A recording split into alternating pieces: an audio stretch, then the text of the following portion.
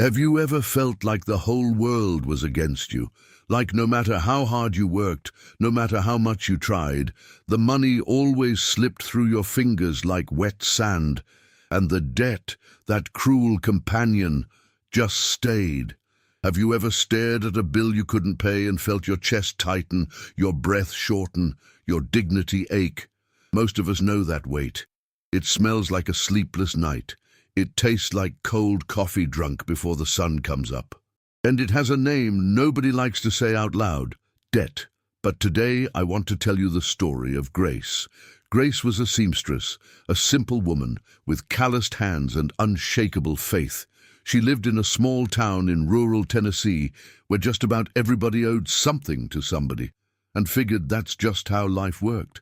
But Grace carried a certainty that set her apart from everyone around her. She had never, not once in her entire life, signed a debt agreement. Not ever. Not when she was widowed with 2 small children. Not when her sewing machine broke down in the coldest winter that town had ever seen. Not when the neighbors laughed and said she was too stubborn to survive. What Grace knew, and what changed the lives of everyone who crossed her path, was just one thing. One phrase her mother had taught her as a little girl, both of them kneeling on the bare kitchen floor: "What you don't owe, nobody can take." That simple, that powerful, and if you stay with me until the end of this story, you're going to understand why the secret of a small-town seamstress can transform your life today. No matter how deep in debt you are, no matter how hopeless the situation feels. The only thing I ask in return is that you subscribe to this channel, because here we don't tell stories just to pass the time. We tell stories that save lives. Let's begin.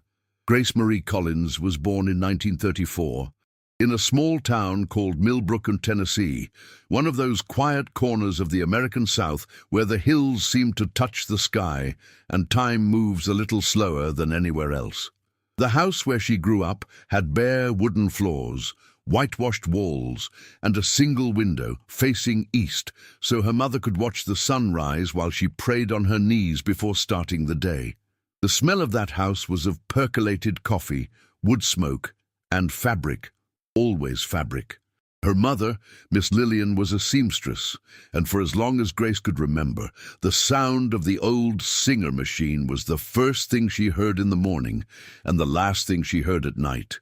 That steady tick-tick rhythm that sounded like the heartbeat of the home.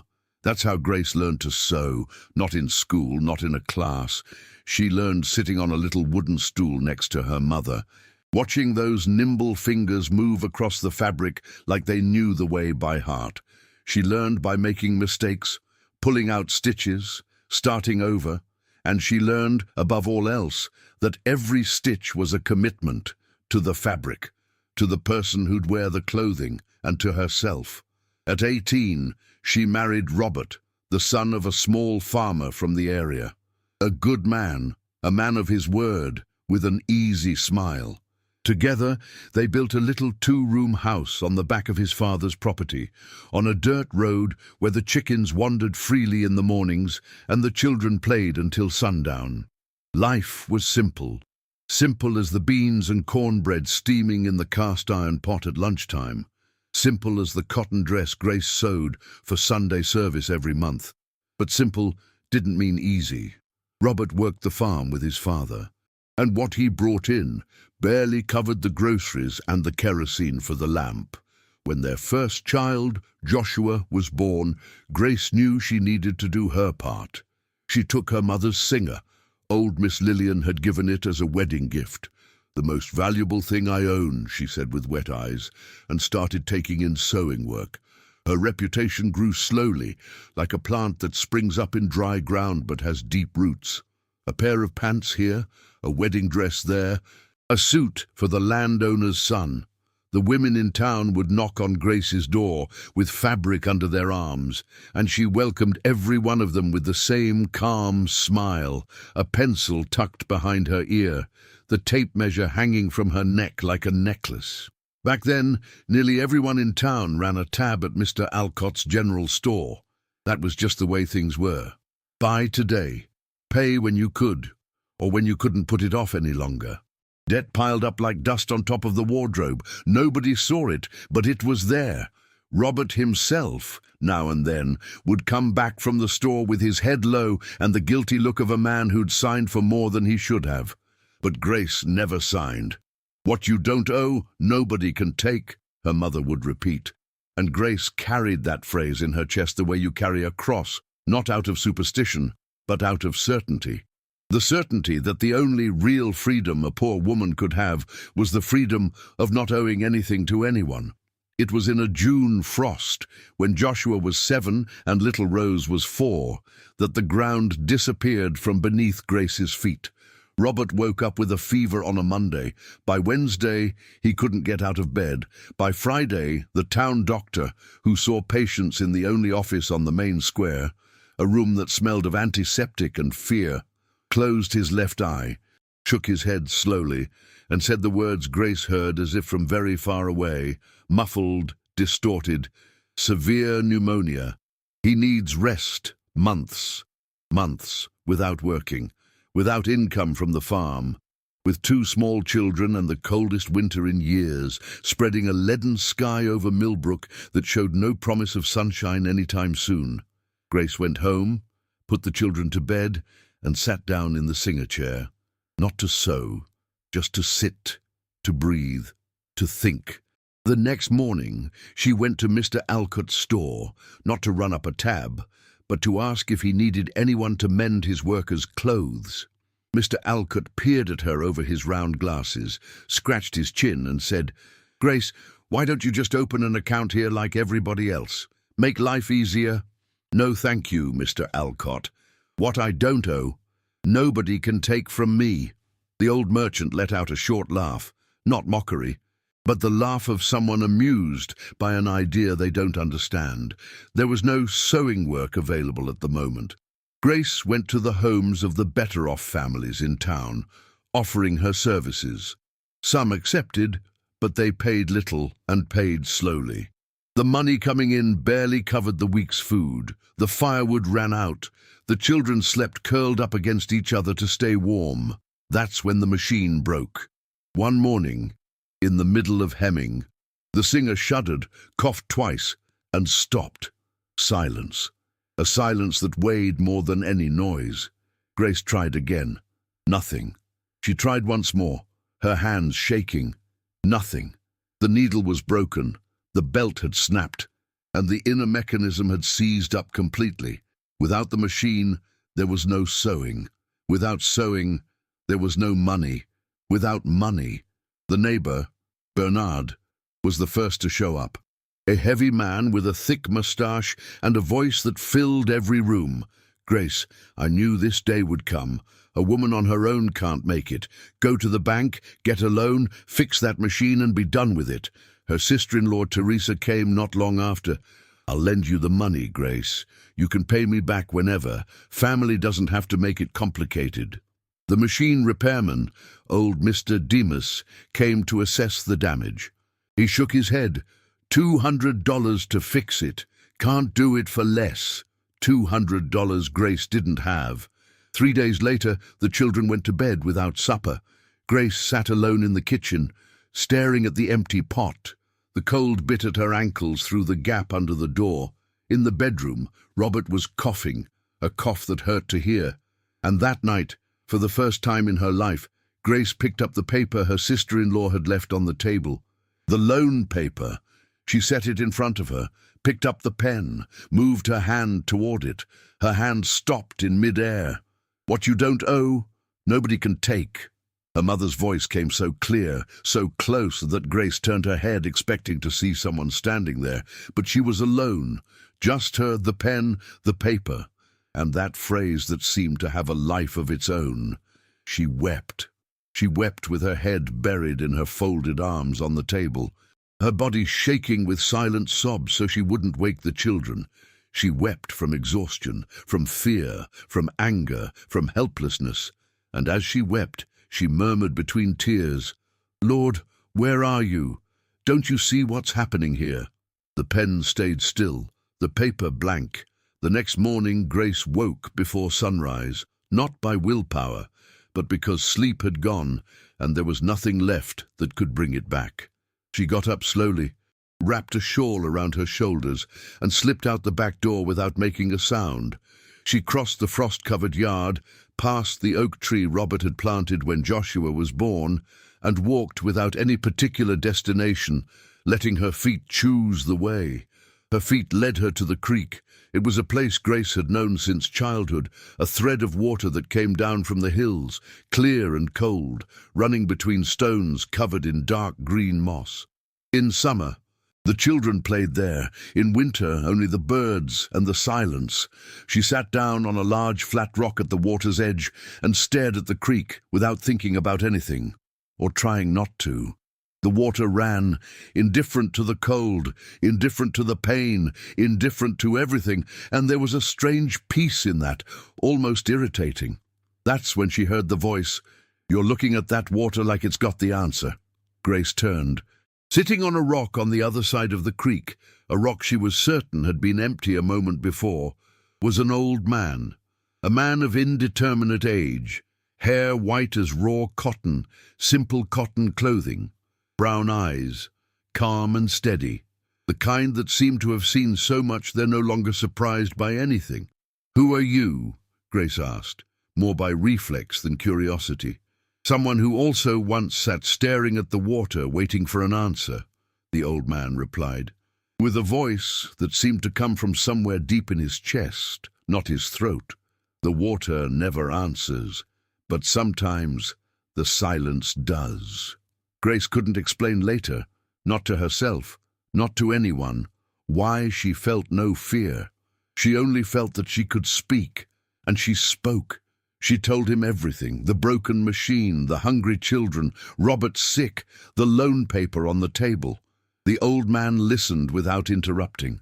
When she finished, he was quiet for a moment, looking at the creek. "And what's stopping you from signing the paper?" he finally asked. "My mother used to say that what you don't owe, nobody can take." "And do you believe that?" Grace hesitated. "I believed it. But now I don't know if I can believe it with my children going hungry." The old man nodded slowly. "Let me ask you something," he said. "Have you ever seen a river stop flowing because it hit a rock in its path?" Grace looked at the creek. "No, the river doesn't stop. The river goes around. The river finds another way, but it never turns into a rock just to get past one." He paused. "You don't need to become debt to solve a debt problem, Grace." She felt those words settle inside her chest as if they had physical weight. "But how?" she asked. "Without money, without the machine, without—" "What do you have?" the old man interrupted, gently but firmly. Grace opened her mouth, closed it, thought, "I have my hands, I have my trade, I have needle and thread. Then you have everything." The old man rose from the rock with an agility that didn't match his apparent age. "What you don't owe, nobody can take. But what you know how to do, nobody can take that either. Remember that." Grace blinked, and when she opened her eyes, the rock on the other side of the creek was empty. Only the water ran on, indifferent and serene, as if nothing had happened. Grace walked home with the creek still sounding in her ears, and those words echoing in her chest. "What you know how to do, nobody can take." She came in through the back door, looked at the broken singer in the corner, looked at her hands, picked up the needle, picked up the thread. If the machine wouldn't work, her hands would. That very day, she went to Mrs. Appleton's house, the vainest woman in town, known for always having something that needed altering and never having the patience to wait. She knocked on the door with a proposition. "Do you have any hand-sewing work?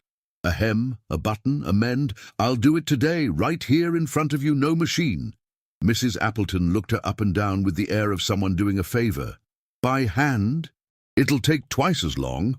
"It'll come out better," Grace replied, without flinching. The boldness of the answer intrigued Mrs. Appleton enough for her to say yes.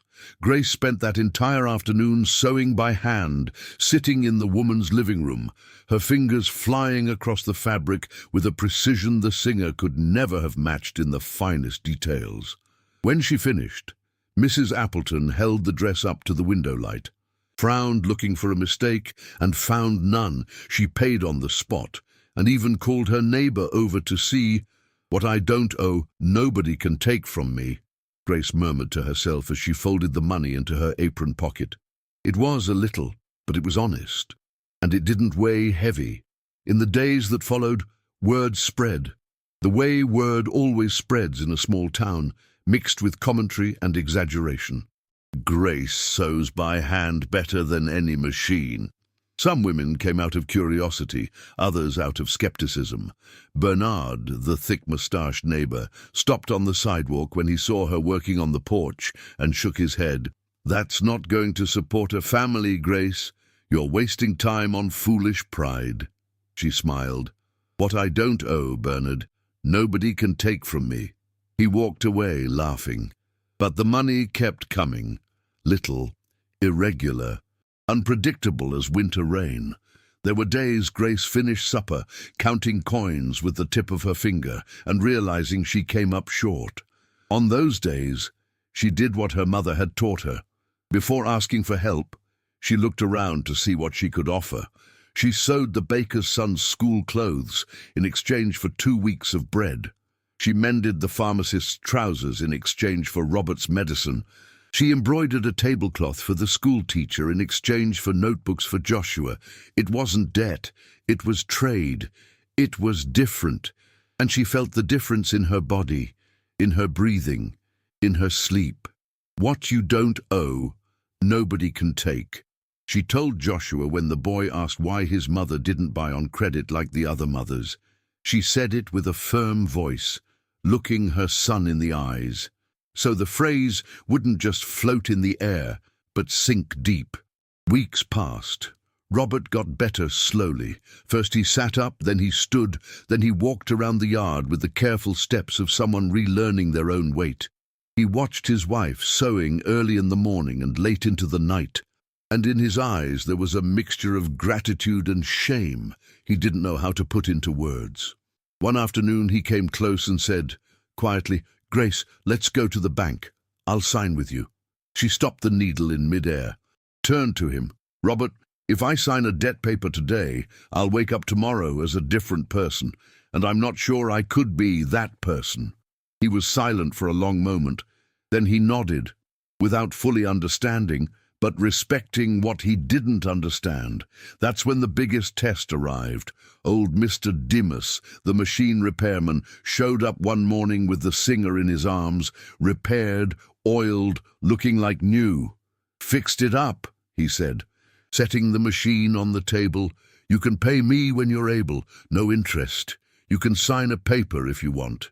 Grace looked at the singer, felt her heart clench with longing for that sound, the tick-tick that was the heartbeat of the home. Her hands itched. "How long will you give me to pay without signing anything?" she asked. Mr. Dimas scratched his head. "Without a paper. Without a paper. Just my word." The old repairman looked at her for a long moment. There was something in that seamstress's eyes, a quiet firmness, without arrogance, that made her word weigh more than any signature. 3 months, he said finally. "Your word is good enough." Grace paid in 2.5 months. Every week she set aside a portion of what she earned, before anything else, before salt, before kerosene, before necessities. Because she had learned that honoring your word was just as necessary as salt.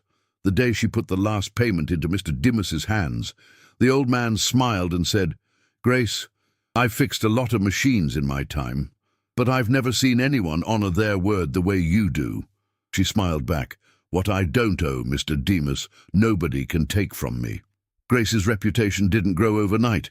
It grew the way she did, slowly, steadily, without rush and without debt. A year passed, then 2. The singer sang again every morning, and its sound became the heartbeat of the home again, but now a stronger heartbeat, because it had survived the silence.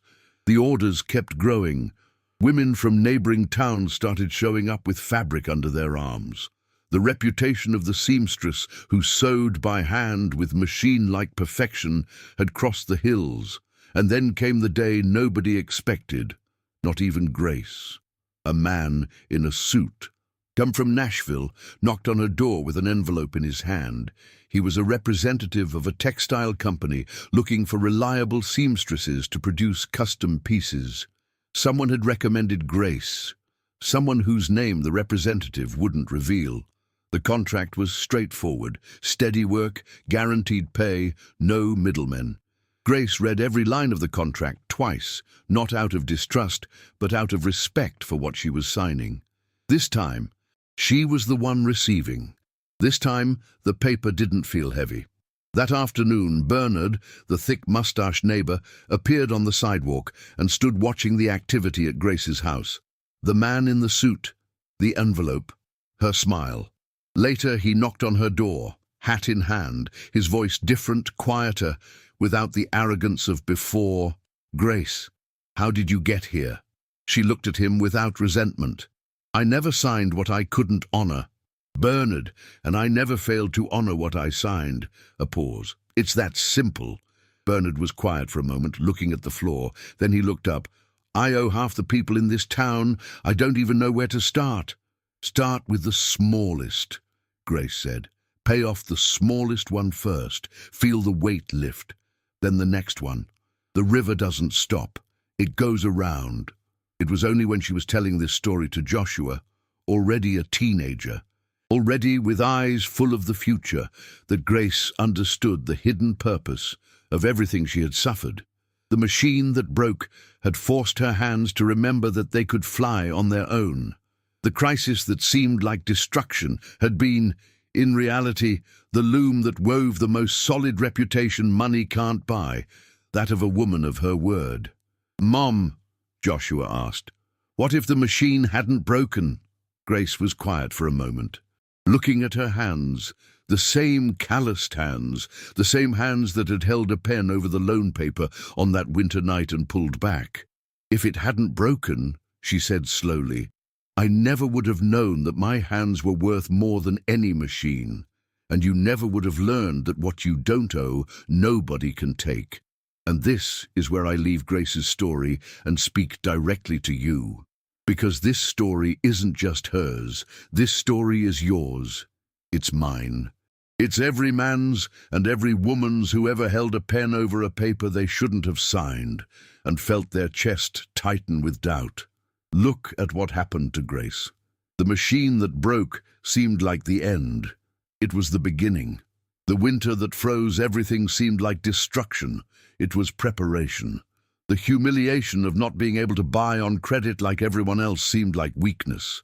It was the greatest strength she had, just disguised as hardship. Every no she said to debt was a yes, said to her own dignity. And you know what her secret was? It wasn't luck. It wasn't inheritance. It wasn't special talent. It was a simple phrase, repeated on the easy days and the impossible days, whispered through tears and proclaimed with joy, "What I don't owe, nobody can take from me." That phrase is yours now too. Keep it. Repeat it when the temptation to go into debt comes knocking. Repeat it when the world tells you there's no other way. Because there is always another way. The river never stops. It goes around. The Bible says in Proverbs 22:7, "The rich rule over the poor, and the borrower is slave to the lender." Grace didn't know how to quote that verse by heart, but she lived it every day, in the opposite direction of slavery, toward freedom. If this story touched you, if you saw yourself in any part of it, if you've ever held a pen over a paper with your heart pounding, I want you to do one thing right now.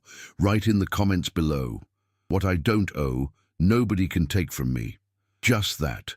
Leave that phrase written down, because sometimes we need to write what we want to start living. Subscribe to this channel, because here we don't tell stories just to pass the time. We tell stories that change lives, and your life deserves to be changed by a good story. Share this video with someone you know who is struggling with debt, who feels their chest tight, who is holding a pen over a paper right now. Maybe this story is exactly what that person needs to hear today. And don't go just yet, because the next video on this channel may be exactly the story God set aside for you this week. May God bless your life, your family, and your path. Until the next story.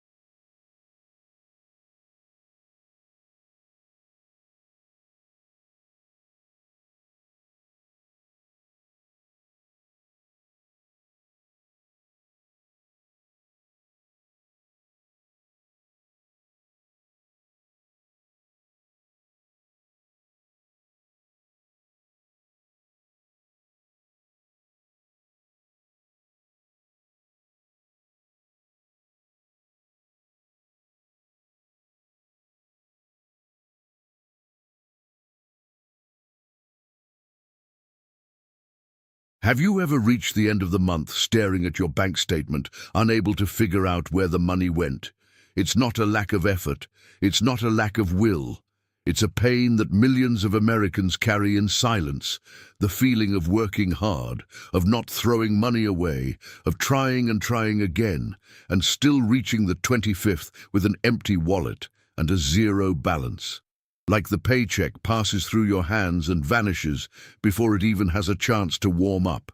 I know that pain, and today I'm going to tell you the story of Benedict, a warehouse clerk from Dayton, Ohio, 41 years old, thin mustache, glasses held together with electrical tape, a salary of $1,800 a month, steady, honest, on time, and that for years had disappeared every single month before the 25th without him being able to explain exactly how, until one day, in a situation that humiliated him deeply, the kind you never forget, Benedict met an old man sitting under a maple tree, and that man showed him something that fit inside an old envelope.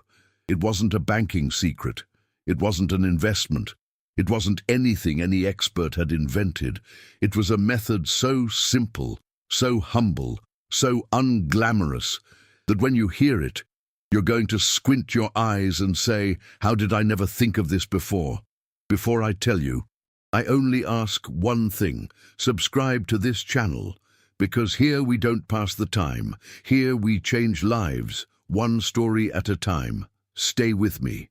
Because Benedict's story begins with a piece of paper inside a drawer and ends with $38,000 in an account that nobody believed he'd ever be able to have. Dayton's, Ohio, 2009, a city that grew too fast and still didn't quite know what it was. Not quite a small town, not quite a big city, a working-class place where the Rust Belt meets the Great Plains, and the summer heat arrives before 6 in the morning, heavy, sticky, the kind that soaks through your shirt before you even leave the house. The streets of Benedict's neighborhood were patched asphalt, with potholes that came back every winter. The houses were simple brick, most of them painted, a few with the bare brick still showing, with chain-link fences and dogs in the yard. A working-class neighborhood, the kind of place where everybody gets up early, comes home late, and still never seems to have anything left over. Benedict left home at 6:20 every day. Short-sleeve button shirt, pressed carefully. He pressed it himself because his wife Faye worked too early in the morning for that. Dark slacks. Dress shoes with a risoled bottom he'd had fixed twice at the same cobbler. Prescription glasses with a black frame that had broken at the left hinge and that he'd fixed with black electrical tape, and that stayed that way for 8 months before he could replace them. At the warehouse, he managed the inventory with a precision his supervisor called accountant stuff. Every bolt had its place. Every invoice had its order. Every incoming and outgoing item was logged in a hardback notebook he'd bought and organized himself with cardboard dividers. But at home, the money had no such order. Faye worked as a school aide at a local elementary school. She made $100. Together they had $2,900 a month, an income that plenty of families would call enough. But there was always something: the electric bill that came in higher, the younger kid's prescription, the fan that broke, the mother-in-law's birthday, the car tire that was older than the marriage. The oldest son, Joshua, was 12 years old and wanted to be an engineer. He'd been saying it since he was 8, with the seriousness of someone who had already decided. Benedict listened, nodded, and felt a warm weight in his chest. Not pride, doubt. And where's the money for that going to come from? It was the question he never asked out loud, but it was there every night when he turned out the light and lay staring at the ceiling in the dark, listening to the ceiling fan spin and mentally counting what had come in and what had gone out, never able to understand why the two never added up right. It was a Monday in March when the notice went up on the break room board. Benedict read it twice, then a third time, more slowly, the way you do when you're hoping the words will change between readings. The company will offer a $2,000 bonus to employees who present proof of an active savings account with a minimum balance of $500. Deadline, 90 days. $2,000, in a company envelope with his name on it, if he could show he had savings. Benedict went to the restroom, closed the door, stood in front of the mirror for a length of time he couldn't measure. He had no savings account, never had. In 20 years of steady paychecks hitting the same account on the same date every month, he had never managed to keep enough to maintain an active savings account. Not because he wasted money, or at least that's what he told himself, but the money disappeared. It always disappeared. That afternoon, during his break, Benedict went to the bank. He sat across from the branch manager, a guy in his early 30s, button-down shirt, the smile of someone who sells products, not solves problems, and explained the situation. "So, you'd like to open a savings account now and have $500 in it in 90 days, the manager repeated, with a tone that was trying to be polite, but couldn't quite hide the surprise. "That's right," Benedict said. "How much were you thinking of starting with?" Benedict looked down at his own hand on the table, hesitated. "Whatever I can?" The manager typed something, looked at the screen, brought his eyes back to Benedict with an expression that said everything without needing words. "Mr. Benedict, based on the account history, your average monthly balance over the past 12 months has been $47. A pause. "This is going to be very difficult." Benedict walked out of the bank with the sun beating on the back of his neck and his stomach turned upside down. $47 average balance in 12 months on a fat $800 monthly paycheck. The following week, he tried cutting expenses. He stopped getting coffee at the diner before work, $3 a day, about $60 a month. He cancelled his phone data plan and switched to Wi-Fi only at home. He asked Faye to reduce the grocery spending. Faye looked at him with the patience of someone who'd heard that conversation before. "Benedict, I'm already buying the minimum. If I cut any more, we don't eat." She didn't say it with anger. She said it with the calm of someone who knows the truth and doesn't need to shout for it to be true. On day 30, Benedict had saved $110. He was feeling good about it until the electric bill came in $87 higher because of the summer heat, and Joshua's sneakers blew out at the sole and couldn't be worn any longer. The $110 was gone in one afternoon. On day 40D, he walked through the break room and saw his co-worker Ernie, 28 years old, shipping clerk, making $400, calmly sticking his savings account proof to the HR form with a relaxed smile. "You already have it?" Benedict asked, unable to hide his surprise. "I've had it for 2 years, Ernie replied, matter-of-factly. "I put something away every month since my first paycheck. Not a lot, but I save." Benedict went back to the warehouse, sat in his chair, stared at the inventory control notebook, the one where every bolt had its place, every invoice its order, every entry and exit tracked with precision, and for the first time he understood with a clarity that stung. He had managed the company's inventory with more discipline than he had ever managed his own life. That night, after Joshua went to bed, he sat alone at the kitchen table, picked up a sheet of paper, tried to write down the month's expenses, gave up halfway through because he couldn't remember half of what he'd spent. He crumpled the paper, threw it in the trash, put his head in his hands. "God," he said quietly, in the silence of the empty kitchen, "help me understand what I'm doing wrong." The following Saturday, Benedict went to the farmer's market in his neighborhood to pick up some groceries. It wasn't something he usually did. That was Faye's job, but she had stayed home with a headache, and he went in her place, with the list written on the back of a grocery receipt and the feeling of someone who isn't quite sure what he's doing. On the way out of the market, carrying 2 bags, he stopped under a large maple tree that had grown crooked on the sidewalk, the kind of tree nobody planted on purpose, that had just come up over the years and that everyone had long since stopped noticing. The shade was generous. The March heat was too heavy to pass up. An old man was sitting on a concrete bench at the base of the tree, 70-something, maybe older, hard to tell. Worn straw hat on his head, white long-sleeve button shirt despite the heat, beige slacks. He was holding an old brown envelope in his hand, the kind the post office used to use decades ago, with edges yellowed by time. Benedict sat down on the other end of the bench, set the bags on the ground, exhaled.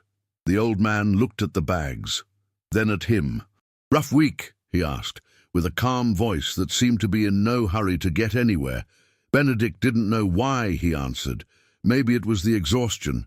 Maybe it was last night's prayer still echoing. "I can't save money," he said, simply, like someone finally setting down a weight they'd been carrying for a long time. "I earn every month. It goes every month. I don't know what I'm doing wrong." The old man looked at the envelope in his own hand, turned it slowly between his fingers. "You work in the warehouse, don't you?" Benedict frowned. He hadn't said that. "I do. And at the warehouse, when a shipment comes in, what's the first thing you do?" "I log it, sort it, put everything in its place before releasing it for use." The old man nodded slowly. "Then you already know the method." He held out the brown envelope. "Everything in its place, before releasing it for use." Benedict looked at the envelope. It was empty, clean inside, simple. "I don't follow."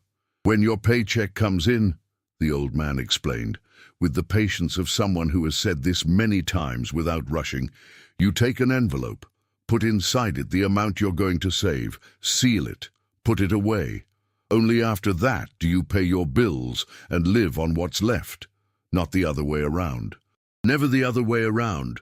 But what if there's nothing left for the envelope?" "Then there's a little left for the envelope. $10, $20. The amount doesn't matter at the start. What matters is the order. The envelope comes first. Always first." He paused. "It's not how much you save. It's saving before you spend the rest. It's not how much you save. It's saving before you spend the rest." Benedict stared at the envelope for a long time. "And that sounds too simple to work." The old man smiled, a slow smile, unhurried, from someone who knows that objection well. "The things that work always seem too simple to people who are used to making things complicated." Benedict stood up to grab his bags. When he turned around to say thank you, the concrete bench was empty. The straw hat was gone. The white shirt was gone. Only the maple tree's shade remained, wide and still, as if nothing had happened. But the envelope was on the ground, beside the bench. Benedict bent down, picked it up, folded it carefully, slipped it into his shirt pocket. "It's not how much you save. It's saving before you spend the rest." The following Monday, Benedict got his paycheck. Before paying a single bill, before stopping at the grocery store, before doing anything else, he went to the dresser drawer in the bedroom, took out the brown envelope he'd brought from the market, and put $80 inside it, folded it, sealed it with tape, wrote on the front in ballpoint pen, "March, do not open." Put it in the back of the drawer, under a folded blanket, $80. An amount he himself thought was ridiculous as he closed the drawer, but it was there, before everything, before the bills, before the groceries, before the world came calling. It's not how much you save. It's saving before you spend the rest. In the first week, the refrigerator started making a strange noise. Benedict stood in front of it for a while, hand on his chin, calculating. He called a repairman. The repairman charged $60 to replace a small part. Benedict paid it out of pocket, tightening the rest of the month. But he didn't open the drawer. In the second week, Joshua needed money for a school field trip, $35. Benedict felt his hand moving automatically toward the drawer and stopped, breathed. Worked overtime on Friday, earned $40, paid for the trip, didn't open the drawer. It's not how much you save, it's saving before you spend the rest. At the end of March, Benedict opened the drawer, took out the envelope, weighed it in his hand without opening it. It was there, intact. The $80 he'd put in at the start of the month, untouched, with no excuse. It was the first time in years he had saved something, and it had stayed saved. In April, He put in $120. In May, $150 because he'd managed 3 overtime shifts and had decided that half of that would go straight into the envelope. Faye asked what was going on. He showed her the drawer. She looked at the envelope, then at him, with an expression he couldn't name right away, but which he later recognized as relief. "Since when?" she asked. "Since March." She didn't say anything more. She just closed the drawer slowly, as if what was inside were fragile. But in the 6th month, the real test came. The car broke down, transmission problem. The mechanic said a number that made Benedict's stomach drop. 780. Without the car, he couldn't get to work on time. Without getting to work on time, he risked getting written up. Without the job, everything would fall apart. Ernie passed him in the warehouse hallway and said, without any bad intention, "Benedict, just take out a loan through HR. They spread it over 12 payments. You barely feel it." Benedict stayed quiet, inside. The old voice came back, the voice that said there was no way out, that this is just how the system works, that everybody does it this way. That night, he went to the drawer, counted the envelopes, 6 total, 1 per month, opened each one, added it all up on the bed with Faye beside him, the two of them counting together in silence, $680. They were $100 short. $100 away from not needing to borrow money for the first time in years. Faye got up, went to her purse, came back with $100 folded in her hand. "I saved some on the side," she said simply. "Didn't know what for, but I saved it." Benedict looked at his wife, looked at the money, looked at the envelopes spread on the bed, and for the first time in a long time, he cried. Not from sadness, from recognition, from seeing that his discipline had created, without him realizing it, a culture inside the home, that the envelope had taught without needing to speak. It's not how much you save, it's saving before you spend the rest. The car was fixed. No loan, no monthly payment, no interest, nobody else's name on the contract. In January of the 2nd year, Benedict traded the envelopes for a small metal box with a lock that Joshua had been given as a gift and never used.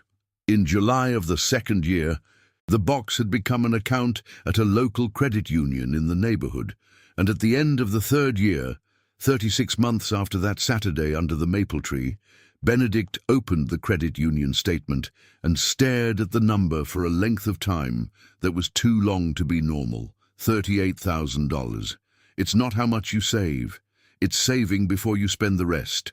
With the $38,000, Benedict bought the land, a 200-square-meter lot in a new development on the outskirts of the city, with the deed in his name and Faye's name, recorded with the county. Everything legal and above board. The kind of document his father had never had. The kind of paper nobody could take away. The afternoon he signed, he stood on the empty lot.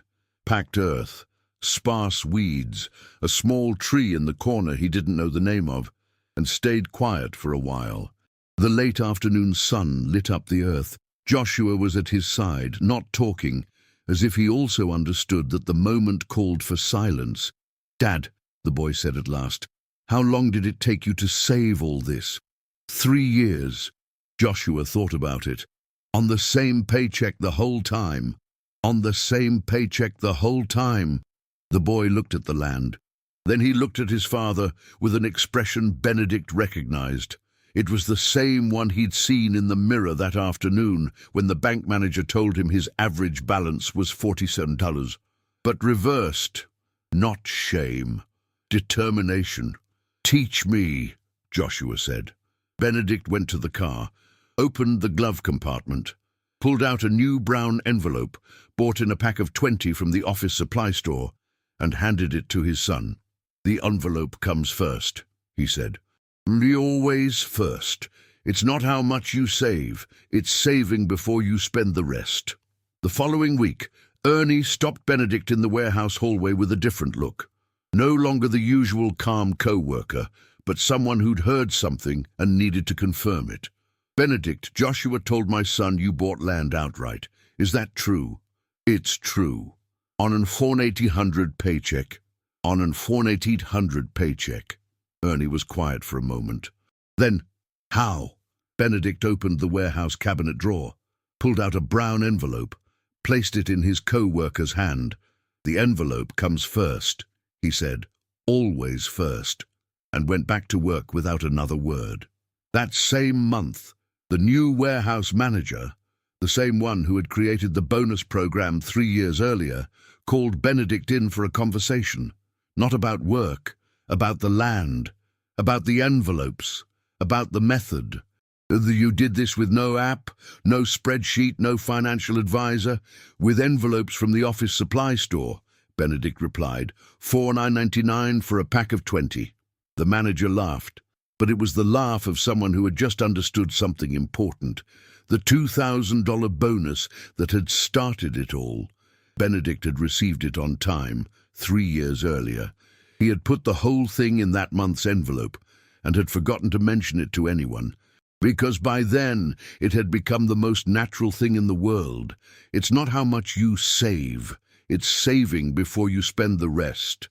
And this is where I leave Benedict's story and speak directly to you, because you didn't stay until the end by accident. You stayed because you know that feeling, the statement at zero, the paycheck that disappears before the 25th, the question that hurts more than any bill. If I work this hard, why do I have nothing saved? Benedict earned $800, the same paycheck for 3 years, no promotion, no inheritance, no financial miracle. And he saved $38,000 with envelopes from the office supply store at $4.99 a pack. The secret wasn't the amount, it was the order.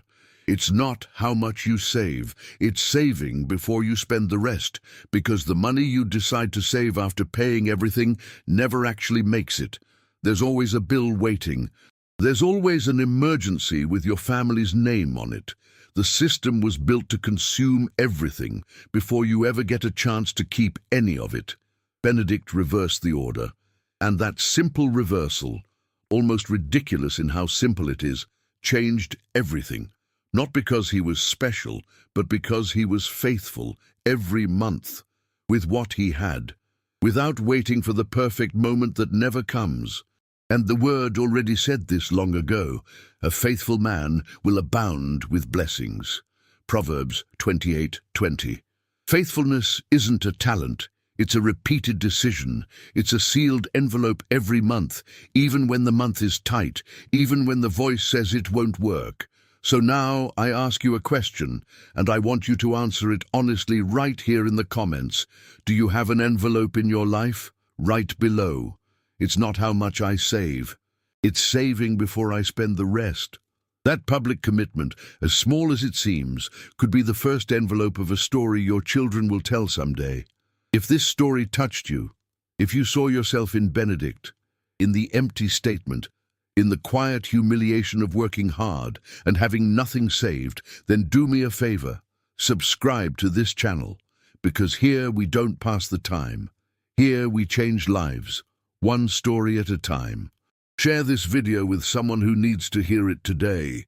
A friend, a brother, a co-worker who reaches the end of the month not knowing where the money went.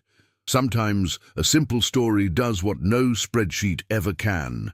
And don't go just yet, because the next video on this channel might be exactly what you need to hear today. May God bless you, your family, and every envelope you seal with faith. Until the next story.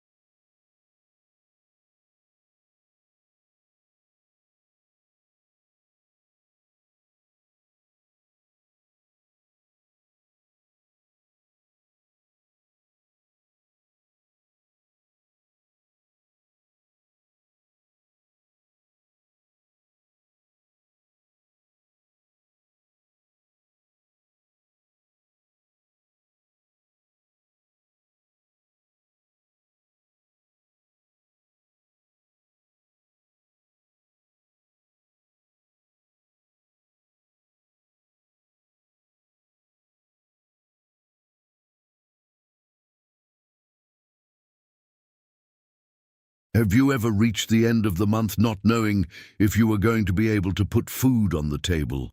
There's no shame in admitting it. It's the raw reality of millions of Americans who work all day long, who don't rest under the scorching sun, who come home with their backs broken, and still can't manage to have anything left over. Nothing. Not a dime. The money disappears before it even makes sense. But today, I want to tell you the story of a man named Daniel, a bricklayer from Knoxville, Tennessee, a man who never had a credit card in his life, never had an account at a big bank, never had a steady salaried job, and who every 15th of the month disappeared from the job site before noon without explaining himself to anyone. His co-workers laughed. They called him strange, mysterious, stubborn. But when Daniel's life started to change, slowly, quietly, solid as a well-laid brick wall, the laughing stopped. And the questions started. What was he doing every 15th? Daniel's secret wasn't in an app. It wasn't in an expensive course. It wasn't in any internet guru. It was in something so simple, so old, so forgotten, that when you hear it, you're going to slap your knee and say, "Ooh, how did I never think of that?" Before I tell you, I only ask one thing.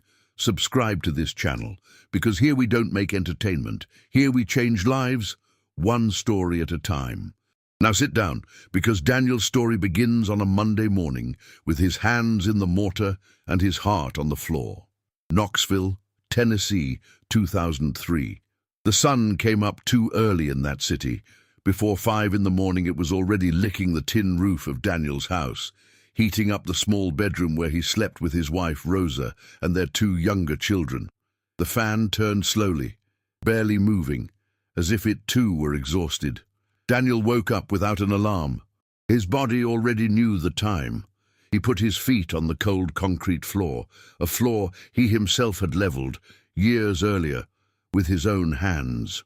He pulled on his worn work pants, the sand-colored long-sleeve shirt, and laced up his boots with the frayed laces he had never replaced, because new laces were money that could go toward something else. In the kitchen, Rosa was already up, small, hair pulled back with a rubber band, a floral apron over her clothes for the day. The coffee was percolating on the stove, a thick, strong smell that filled the whole house and was, in Daniel's opinion, the best thing in the world. She set the cup on the table without saying anything. He sat down without saying anything, and the two of them shared that silence the way you share bread, with respect, with care, with the kind of love that doesn't need words to exist. "Working late today?" she would ask, her back to him, stirring the pot. "Yeah," he'd answer, sipping the hot coffee slowly. "But tomorrow I'll pay the water bill." Rosa would nod. She knew what that meant. It meant there'd been barely anything left from the month before. It meant the water bill had been put off. But it also meant Daniel wasn't going to let it go unpaid, because Daniel had never let it go unpaid. In 22 years of marriage, even in the tightest months, the lights had never been cut off. The water had never been cut off, and the children had never gone to bed hungry. He was a man of few words and much action. Big hands from laying bricks since he was 16, palms rough as sandpaper, with cracks in the knuckles that wouldn't close right anymore from the dried mortar. When he shook someone's hand, the person felt the weight of an entire life in that grip, the good kind of weight, the weight of someone who had truly worked. On the walk to the job site, Daniel passed through downtown Knoxville, shops still closed, the baker opening the door, the smell of fresh bread mixed with the cold morning air. He walked slowly, unhurried, not because he had no schedule, but because he had learned early that running without direction only tires you out without getting you anywhere. At the job site, his co-workers were already there. Gil, the youngest, who was always complaining that the pay wasn't enough. Tony, who had financed a television on 18 monthly payments and still owed 12. Old man Manny, who was already in the red by the 1st of every month because the credit card didn't forgive. Daniel heard it all, nodded, and said nothing. He picked up the trowel, dug it into the mortar, and got to work. The noise of the construction swallowed everything. The hammering, the sawing, the battery-powered radio playing country music in the corner of the shed. That was every day. A simple life, honest, without luxury and without misery, but also without breathing room, without margin, without rest, until one day everything changed. It was a Thursday in July when the ground disappeared from beneath Daniel's feet. His oldest son, Marcus, 23 years old, came home early, backpack over his shoulder, head down, the look of someone carrying bad news and not knowing where to start. He sat in the kitchen chair and stared at the table. "Dad, I got let go." Daniel stopped, set down his cup slowly on the counter, turned to face his son. "When?" "This morning. They said the company was cutting back, but I know it was because I refused to work overtime without pay." The silence that followed weighed more than any wall Daniel had ever built in his life. Marcus had a young daughter, rent to pay, a tab at the neighborhood grocery store. And now, without a job, he'd come to his father with a proposal from his brother-in-law. "Sandra's brother knows someone who can get a credit card for anybody, Dad. No proof of income needed. We could use it to get by while I look for another job." Daniel looked at his son for a long moment, then looked at the floor. "No," he said. "Just that. Dad, we need—" "No," he repeated, with the same calm, firm voice, like a man checking a plumb line against a wall and not arguing with gravity. But the week didn't let up. 3 days later, the drought that had come early that year brought the job site to a halt. The site owner, Mr. Hollis, a heavy-set man with a crooked bald cap and the air of someone who had never built anything with his own hands, showed up on Monday with the news wrapped in a fake smile. "Look, Daniel, until the rain comes back, I can't keep everybody on. You're a good bricklayer, everybody knows that, but August is tough for everybody. And what are you telling me exactly? I'm saying that for now. I'm keeping just Gil and Tony. They live closer. You know how it is." Daniel folded his work rag, put his trowel in his canvas bag, and left without a word. But inside, his stomach had turned. There was a warm weight in his chest that he couldn't name. Not anger, not sadness. It was that thing that presses in when the whole world seems to be conspiring to push you back to the place you've been trying to leave. He came home. Rosa read everything in his face before he said a single word. "They let me go for now," he said, sitting heavily in the chair. She came up behind him, put her hand on his shoulder, said nothing, just stayed there. That night, Daniel couldn't sleep. He lay staring at the ceiling, listening to the fan turning, counting in the dark what he'd saved, what had gone out, what still had to be paid. The water bill, the propane tank that was nearly empty, the notebook under the bed, that notebook he had never shown to anyone. And that's when Gil's voice echoed in his head, with the half-crooked laugh the young guy had. "Daniel, man, you're too stubborn. Everybody's got a credit card these days. You just make things hard on yourself." And for the first time in years, for the first time since he'd made that decision way back, Daniel felt the doubt, small, thin, silent, like a hairline crack in the plaster that hasn't opened yet, but is already there. What if they were right? What if he'd been making his whole life difficult for nothing? He closed his eyes, and in the darkness, almost without meaning to, he began to remember a night very much like this one, years earlier, in a different city, beside a different river, where an old man he had never seen before had sat down next to him and said something that had changed everything. It was 2001. Daniel was 42 years old and had just lost everything he'd saved over 3 years of work. A construction company out of Chattanooga had promised to pay 15 days of work up front and then vanished with the money. Simple as that. Daniel had worked, had trusted, and had been left with nothing. No receipt, no contract, no witness that was worth anything. That night he had walked out without direction. walked the dark streets until he reached the bank of the Tennessee River at the edge of the neighborhood, a place where kids fished in the afternoons and men went when they didn't want to be found. He sat on a large, flat rock at the edge of the dark water and stared at the moon's reflection in the river. He didn't cry. He didn't pray. He just sat there, empty, like a house after the furniture has been moved out. That's when he heard footsteps on the gravel. An old man sat down beside him, white hair, the face of someone who had lived more than he let on, a simple button-down shirt, cotton trousers worn at the knees. He was carrying a stick, not a cane, just a thick branch he'd picked up along the way. Daniel didn't ask who he was. The old man didn't introduce himself. For a while, the two of them sat in silence, listening to the river run. "You lost money," the old man said.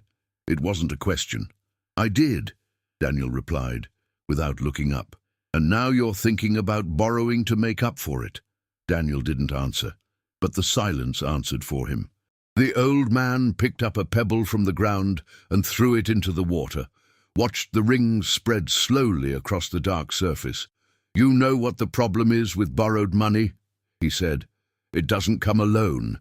It brings a tenant with it, and that tenant never leaves before eating everything you have. You're talking about interest." "I'm talking about anxiety," the old man replied, with a calm that seemed to come from somewhere very deep. "Interest is what the bank calls it, but what actually moves into your house is anxiety. It sits at your table, eats your food, takes your sleep, sours your marriage, bends your back before it's time." Daniel looked at the old man for the first time. "So what do I do? Just have nothing?"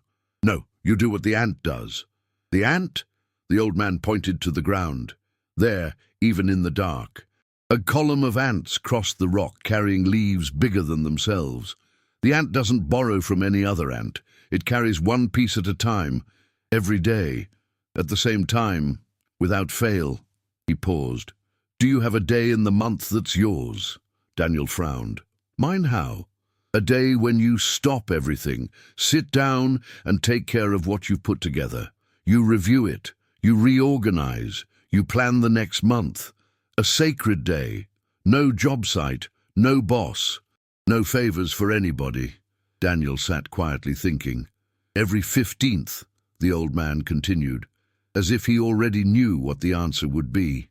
"You set aside what belongs to God first, then what belongs to your commitments, then what belongs to your needs, and what's left, however little it is, you save before you spend, not after, before."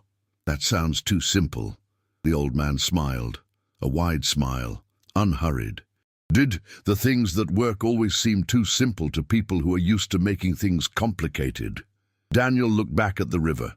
When he turned to ask another question, the rock beside him was empty.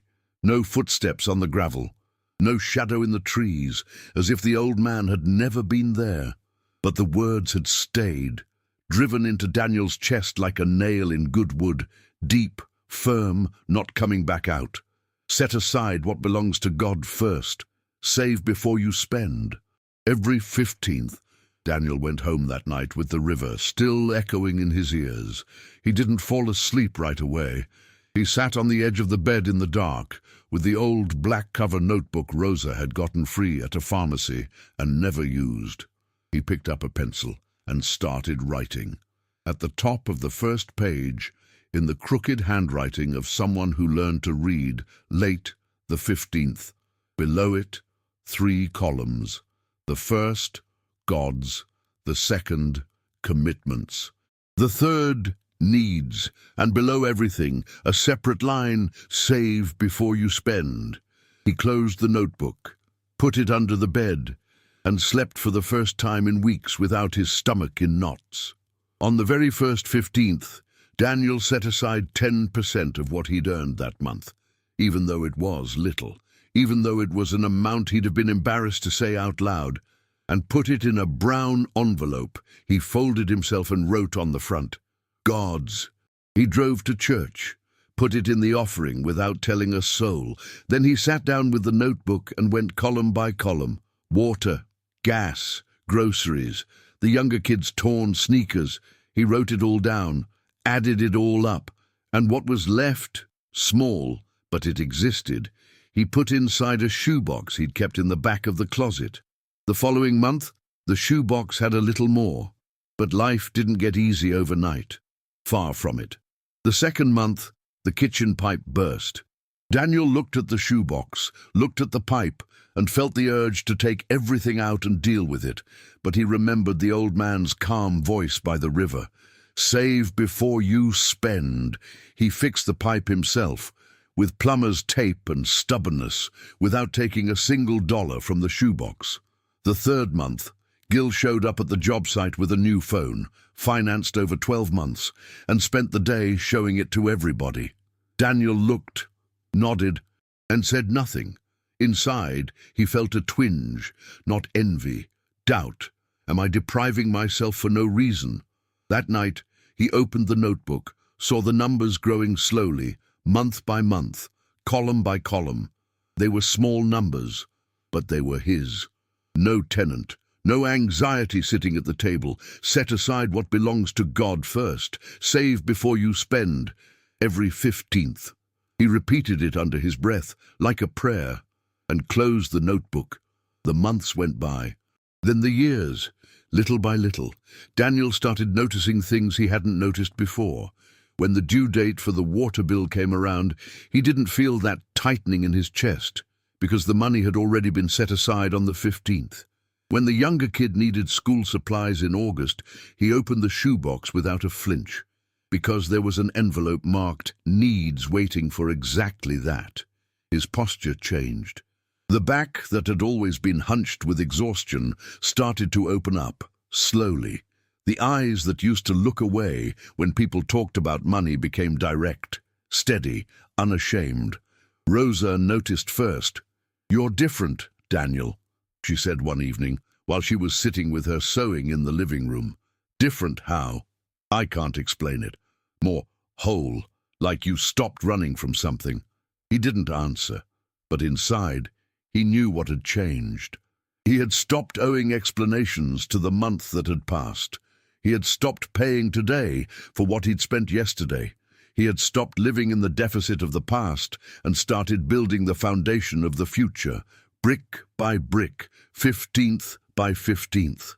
But the biggest test was still to come. It was in the 4th year that Mr. Hollis, the same site owner who had let Daniel go during the drought, came back with a big contract in hand and needed a reliable bricklayer to run the job. He called Gil first. Gil had been asking for salary advances since his first week. The financed phone had turned into a financed TV, which had turned into a financed refrigerator, and the paycheck never came in full because there was always a payment waiting. So Mr. Hollis went to Daniel. "Nah, I know I was wrong before," he said, not quite meeting Daniel's eyes.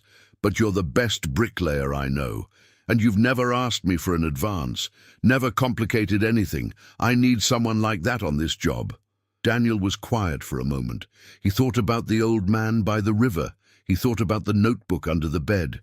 He thought about the envelopes, the columns, the 15ths he'd honored without missing a single one in 4 years.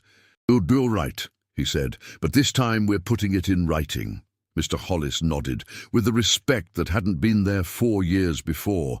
"Set aside what belongs to God first. Save before you spend. Every 15th. The ant had carried piece by piece, and the anthill had grown slowly, firmly, solid as a well-laid brick wall. The contract with Mr. Hollis lasted 8 months.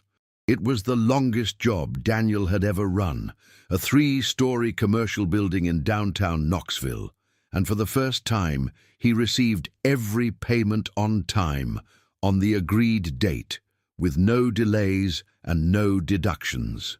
On the 15th of that month, Daniel opened the notebook, did the math, and stared at the number for a long time.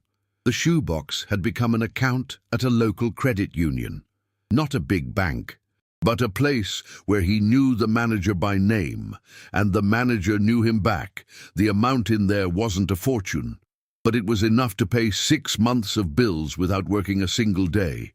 6 months of peace, saved in silence, 15th by 15th, without anyone knowing. That's when Marcus, the son who had lost his job years earlier, sat with his father on the back porch and said, "Dad, I need to understand something. Tony told me you've never used a credit card, never taken out a loan, never asked for an advance. How did you get to where you are?" Daniel was quiet for a moment. He looked out at the yard, the oak tree he'd planted when the younger kid was born, that now gave enough shade to cover the whole porch. "I learned that money saved before spending is different from money left over after," he said slowly, "because money left over after never actually gets left over." Marcus frowned. "And the 15th? Every 15th I stop, I sit down, I look at what came in, what went out, what needs to go out, and what's staying. First I set aside God's, then the commitments, then the needs, and what's left, however little it is, goes into the savings before anything else." His son looked at him with an expression Daniel had never seen on his face. It wasn't admiration, it was recognition. Like someone who finally understands what they'd been looking at their whole life without seeing it.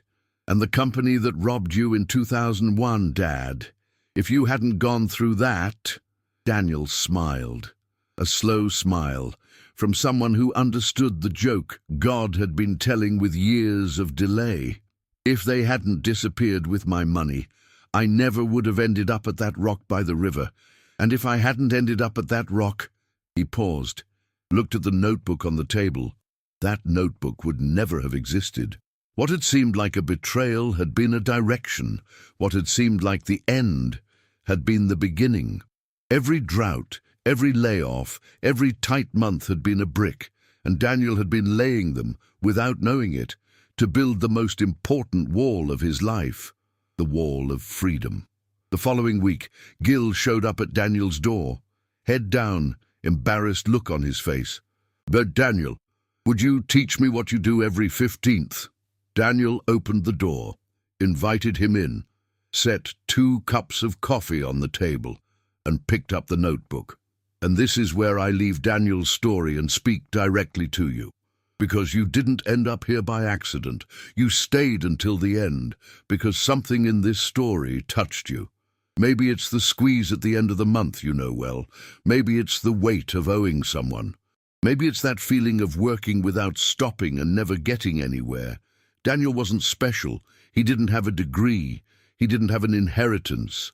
He didn't have a credit card, a big bank account, none of what the world says you need to get ahead. What he had was a notebook, a pencil, and a sacred day every month. Set aside what belongs to God first. Save before you spend. Every 15th. It's not about the amount. It's about the habit. It's about honoring what you have before you desire what you don't have. It's about understanding that financial freedom doesn't start with a big paycheck.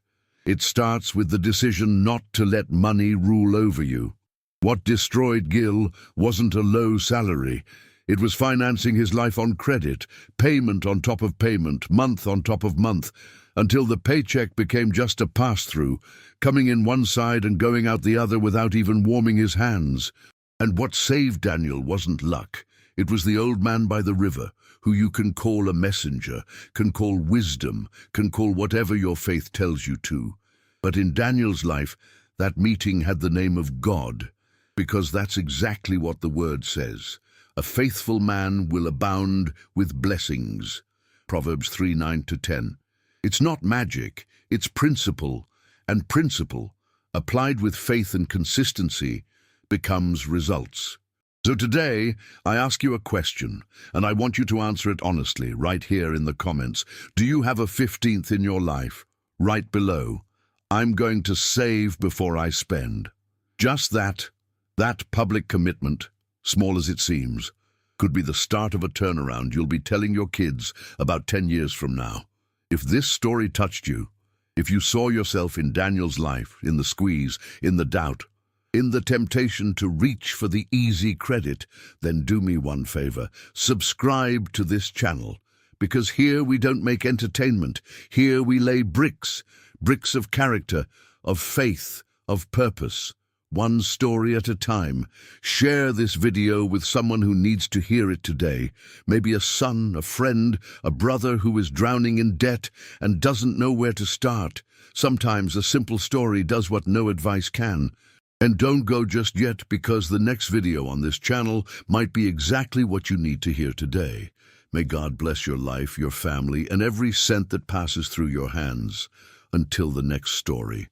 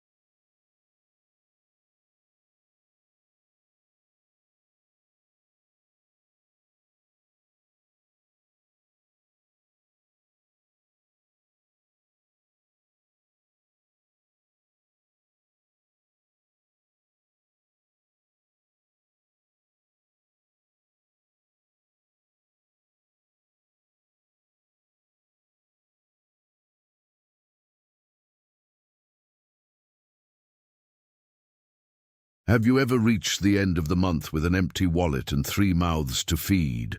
There's no shame in admitting it. It's the raw reality of millions of mothers who get up before the sun rises, work all day long, come home with aching feet and heavy shoulders, and still find time to make dinner, check the homework, and pray before bed. Women who carry the world without anyone noticing the weight. But today, I want to tell you the story of Connie, a housekeeper from Birmingham, Alabama, a single mother of 3 children, a salary of $100 a month, and in 20 years of hard living, with a husband who left, bills that piled up, a sick child, a broken refrigerator. She never borrowed a single cent from anyone. The neighbors thought she had a secret. Her employer thought she was lucky. Her sister thought she was too proud. But the truth was simpler and deeper than anyone imagined. Connie's secret wasn't in a bank. It wasn't in an app. It wasn't in any expert's advice. It was in the kitchen. Before I tell you what she did, I only ask one thing. Subscribe to this channel. Because here we don't entertain. Here we transform. One story at a time. Now close your eyes for a second and picture a small woman in a floral apron, standing in front of the stove at 5 in the morning, with a wisdom the whole world would pay dearly to learn. Birmingham, Alabama, 1998, a city that never stops. Early in the morning, the Pepper Place market already smelled of fresh cilantro, sun-warmed fruit, and percolated coffee. The women bought and sold with the same hand. One held the bag. The other counted change, with the precision of someone who knows there's no room for error. There never was. Connie's house was on a street of uneven asphalt, in a neighborhood where the children played on the sidewalk until a neighbor called them in. 3 rooms, white-painted walls peeling at the corners, a tin roof that sang when it rained, a small backyard with a peach tree that gave shade in the late afternoon and fruit in summer, and that the children loved more than any toy. Connie was 34 years old and wore a plastic blue barrette in her hair that her children had given her for Christmas, the only gift that year. Short, with the broad shoulders of someone who carries things. Hands rough from bleach and hot water. When she shook someone's hand, the person felt an entire life in that grip. The soap, the bathroom tiles she scrubbed on her knees, the pots she washed before leaving every house where she worked. 3 houses a week, Monday, Wednesday and Friday at Mrs. Marlowe's, Tuesday and Thursday at Dr. Walker's house, Saturday morning, when she could, at a house in Midtown. $100 a month, all told, not a penny more. Tyler was 12 years old and already helped however he could. He went to the bakery, brought home groceries, watched his younger siblings. Lucy, 8 years old, small and sharp, who read aloud to little Benny, 4 years old, before bed. Benny, the youngest, who still called his mother Mama, and curled up against her every night as if the world ended outside that embrace. Their father had left when Benny was 6 months old. He didn't send a letter. He didn't send money. He didn't send word. Connie cried for 3 days. On the 4th day, she got up, turned on the stove, and made oatmeal for Benny. And she never cried for the same reason again.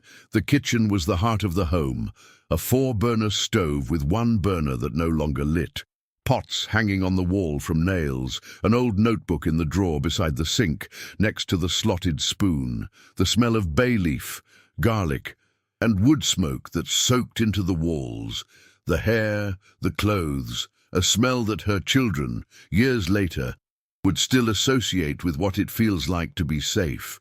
Every day, before 5 in the morning, Connie was already on her feet, and every day, the first thing she did was turn on the stove. It was a Friday in August when the letter came. Tyler had been accepted to the technical magnet school, the one on the other side of the city, the one everybody knew was the best, the one that opened doors, the one that changed destinies. The boy held the paper with both hands and ran to the kitchen with his face wet from tears and smiling at the same time. "Mama, I got in! Mama, I got in!" Connie dropped the wooden spoon. She hugged her son. She closed her eyes. For 30 seconds, the world was perfect. Then she opened her eyes and read the paper. Full uniform, school supplies, monthly bus pass, enrollment fee, deadline 15 days. Total amount $340 she didn't have. That didn't exist anywhere. That she had spent the week before paying for Benny's medication. He'd had a fever for 4 straight days, and the water bill that had fallen a month behind. That night, after the children were asleep, Connie sat in the kitchen chair with the paper in her hand and stared at the unlit burner on the stove. Her neighbour Diane showed up at the window the next day with a ready-made solution. "Connie, just go to the bank. Personal credit comes through same day. You pay it back in 12 monthly installments. You barely feel it." "No," Connie answered, without even turning her head. "You're out of your mind. This is for your son, woman." "I know who it's for." Diane left huffing, but the seed had been planted. On Tuesday, Connie went to Dr. Walker's house to work. While scrubbing the bathroom on her knees, she overheard Dr. Walker's wife talking on the phone in the living room, the voice of someone who had never counted change in her life, laughing at something Connie didn't understand. When she left, the woman handed her the pay envelope and said, barely looking up, "Connie, if you ever need an advance, just ask. We're happy to help." Connie's stomach turned, not with gratitude, with something she couldn't name, a mixture of humiliation and temptation that burned in her chest like a live coal. That night, Tyler asked quietly, "Mama, am I going to be able to go to the school?" Connie didn't answer right away. She looked at her son, looked at the notebook in the kitchen drawer, looked at the stove. "You're going," she said. "Go to sleep." But when the boy went to his room, she opened the drawer, took out the notebook, and stared at the handwritten accounts for a long time. The numbers didn't add up. No matter how much she added and rearranged and tried to make it fit, they didn't add up. That's when she went to her purse, took out the loan form Diane had given her, already filled out, already with the right amount, already with the bank's phone number, and placed it on the table. She picked up the pen and sat there, frozen, pen in hand, paper in front of her, the silence of the whole house pressing down on her like a concrete slab. What if I just sign this one time, just this once, for Tyler? One time doesn't make it a habit. The pen trembled in her hand. From the bedroom came Benny's sleepy voice. "Mama!" Connie closed her eyes, breathed deep, and set the pen down on the table without signing. "I'm right here, baby. Go to sleep." The next morning, Connie woke up before the alarm, before the birds even. She lay in the dark, listening to her children breathing down the hall. Benny snoring softly, Lucy talking in her sleep sometimes, Tyler sleeping in silence. He'd always slept in silence, even as a baby, as if he knew his mother needed the peace. She got up, went to the kitchen, turned on the stove, and stood staring at the blue flame for a length of time she couldn't measure. That Saturday, she had agreed to work a half day at a new house, an elderly woman in the Avondale neighborhood who had been referred by Mrs. Marlowe. She arrived at 7 in the morning, knocked on the screen door. A thin voice answered from inside. "Come on in, sweetheart, I'm in the kitchen." The woman's name was Miss Bea, 80-something. She didn't say exactly how old. She laughed when you asked. Hair completely white, pinned up in a simple bun. A red and white checkered apron, bare feet on the concrete floor.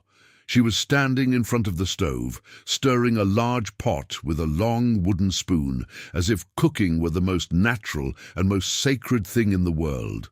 The kitchen smelled of cinnamon, cloves, and something Connie couldn't identify. Something ancient and good that made her throat tighten for no apparent reason. "Sit down while I finish up," Miss Bea said, without turning around. "You came in today with a heavy heart." Connie stopped. She hadn't said a word. She had arrived quietly, smiling politely the way she always did. "How do you know that?" "Because I've carried that same weight," the old woman answered, simply. "And because whoever cooks learns to read the air of a kitchen. Sit down." Connie sat, and without knowing why, Without understanding what was in that kitchen, in that smell, in that quiet voice, she started talking. Tyler, the magnet school, the $340, the pen frozen over the paper. Miss Bea listened to everything without interrupting, stirring the pot slowly, slowly.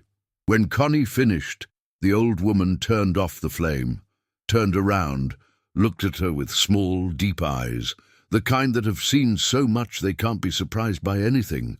"Do you have a mason jar at home?" Connie frowned. "Yes, ma'am." "And what do you do when you're making beans?" I soak them the night before, and I put in a little, just enough for the day.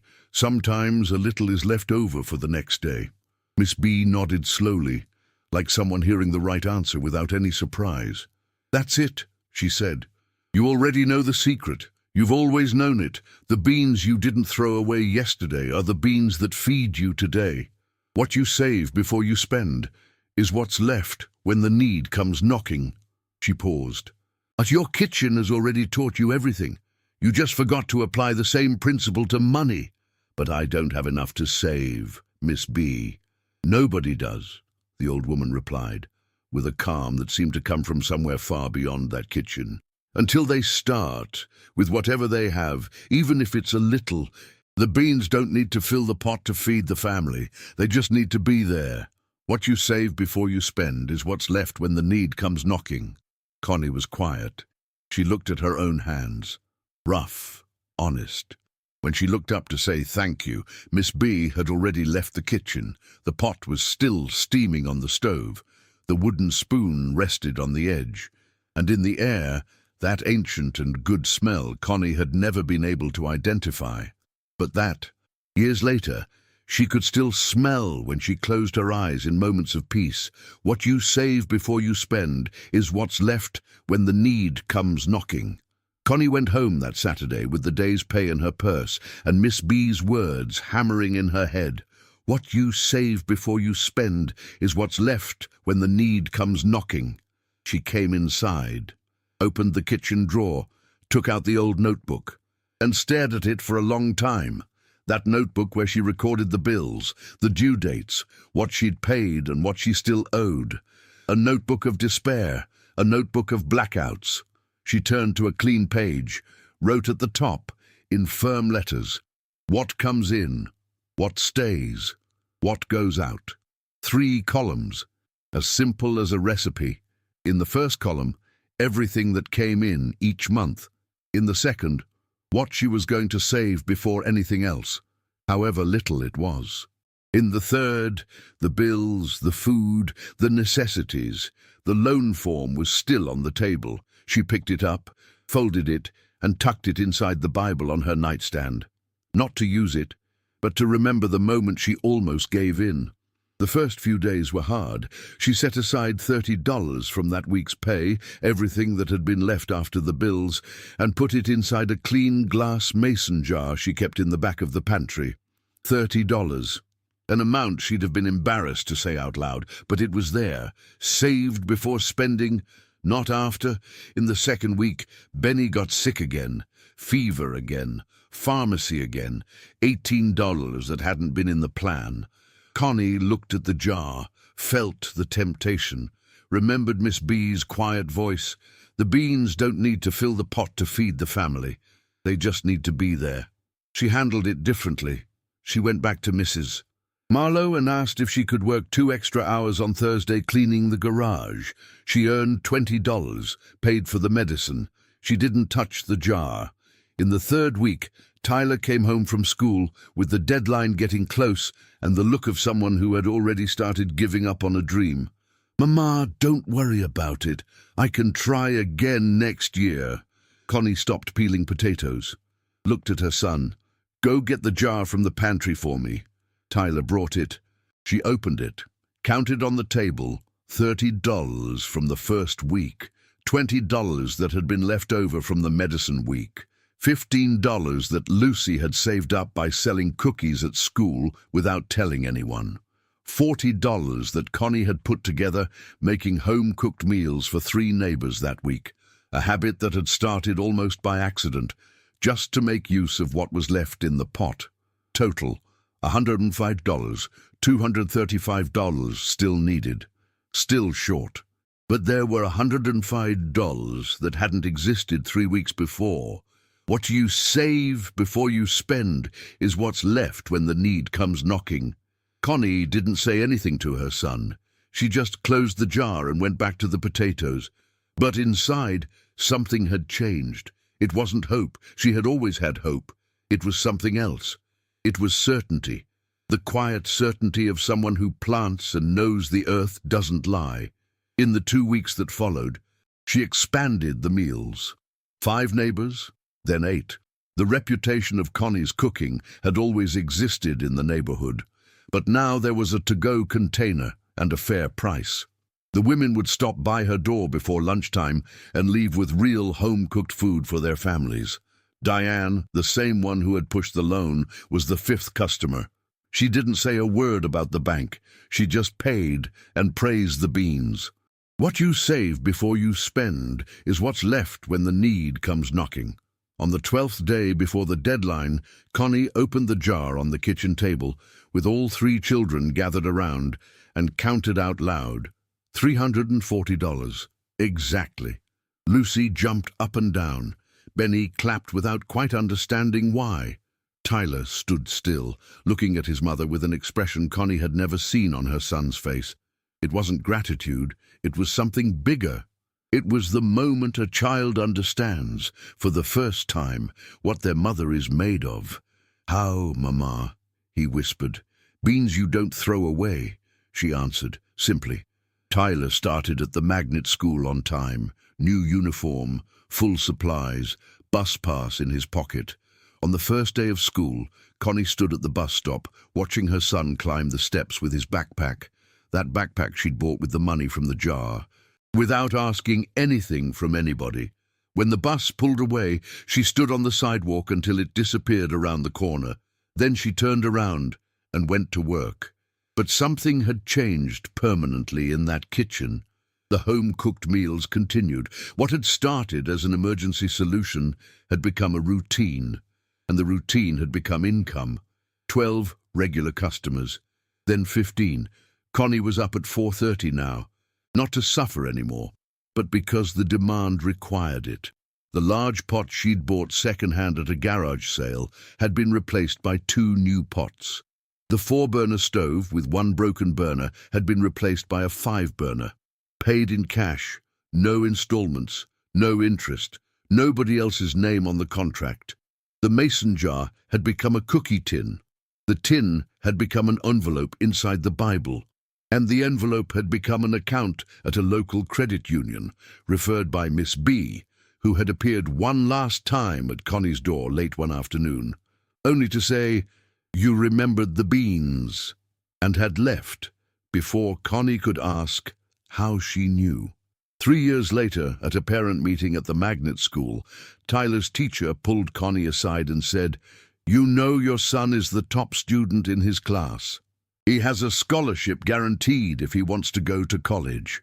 Connie listened, thanked him, waited for the teacher to turn away, and only then let the tears fall. Quiet, warm, the kind that don't ask for permission. They weren't tears of relief. They were tears of recognition, of seeing clearly that the husband who had left, Benny's fever, the impossible deadline, the pen frozen over the paper, it had all been a brick. It had all been part of a construction she hadn't been able to see while she was living it. If the husband hadn't left, she never would have needed to learn to stand on her own. If Benny hadn't gotten sick, she never would have gone looking for those extra hours that sparked the idea of the home-cooked meals. If the deadline hadn't pressed in, she never would have discovered what Lucy was capable of doing out of love. What you save before you spend is what's left when the need comes knocking. The following week, Diane knocked on the door with her youngest daughter, 22 years old, 2 small children, credit card debt that no longer added up. Connie invited them in, made coffee, opened the notebook, and started teaching. And this is where I leave Connie's story and speak directly to you. Because you didn't make it to the end by accident. You stayed because you recognize something. Maybe it's the end of the month squeeze you know well. Maybe it's the quiet shame of not being able to save anything. Maybe it's the voice that says, with what you make, there's no way. Connie made $100. She raised 3 children on her own. She never borrowed anything from anyone, and her secret wasn't a special talent. It was a truth the kitchen had been trying to teach all of us, but that the rush of the world makes us forget. What you save before you spend is what's left when the need comes knocking. It's not about the amount, it's about the order. It's about saving first, before the bill, before the impulse, before the extra. Because the money left over to save at the end of the month never actually gets left over. There's always an emergency waiting. There's always a broken burner waiting for the gas to run out. Connie learned from the pot of beans what no bank will ever teach, that abundance doesn't start with a big salary. It starts with the decision to honor the little before you desire the much. And the word has been saying this for a long time. Whoever sows sparingly will also reap sparingly, and whoever sows generously will also reap generously. 2 Corinthians 9:6. Saving before spending is sowing, every month, with what you have, even if it's a little. Because the beans don't need to fill the pot to feed the family, they just need to be there. So now I ask you a question, and I want you to answer honestly right here in the comments. Do you have a mason jar in your life? Right below. What I save before I spend is what's left when I need it. That simple commitment, made public, could be the first bean of a harvest you can't even imagine yet.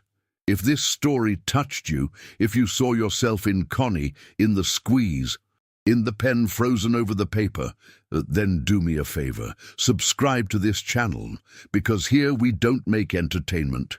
Here we lay bricks. Here we light stoves, one story at a time.